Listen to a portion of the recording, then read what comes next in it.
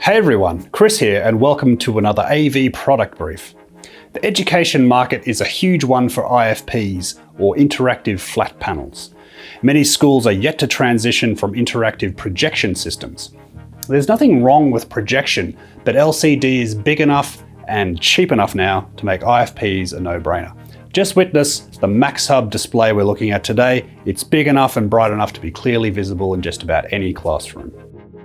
The E2 series is an upgrade to Maxhub's L series classroom IFP, with a more up-to-date ARM Cortex A55 based CPU and the Android 11 operating system. What makes an education IFP different to a commercial IFP? Well, not much. A key focus of displays in the commercial world is often based around video conferencing, while there's not much point having that functionality in an education display. For starters, the camera in a screen is facing the wrong way for a hybrid classroom situation. So you won't find an integrated camera or microphone on the E2, although it can easily accommodate those kinds of USB peripherals. Spark up the E2 IFP and the home screen boots up nice and quick. E2 ships with a comprehensive remote control, but this is of course a touch display and you won't need to resort to it, just use your digits. Many schools are joined at the hip with certain IFPs and their ecosystems, which makes a lot of sense when it comes to training, maintenance, and shared resources. Maxhub is coming in as a clean skin competitor, not peddling an ecosystem, but ease of use.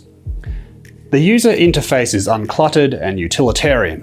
The E2 series prides itself in not hanging its hat on jazzy, edu-specific software licenses. For schools that rely on IFP to provide rock solid and super straightforward screen sharing, along with whiteboarding, some web surfing and the occasional movie presentation, then the E2 is ideal. All the tools on the home screen are ready for use out of the box.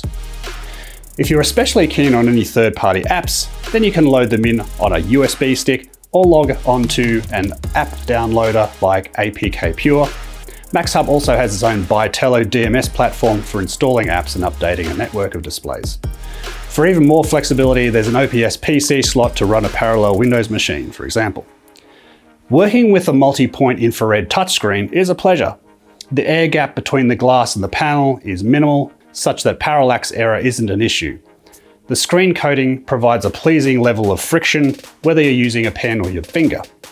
The ins and outs are extensive. There are 4 USB-A and 3 HDMI ports, for example. Thoughtfully, there's even a selection of ports at the front of the display for easy ad hoc access. And that's something that state education departments are moving to mandate.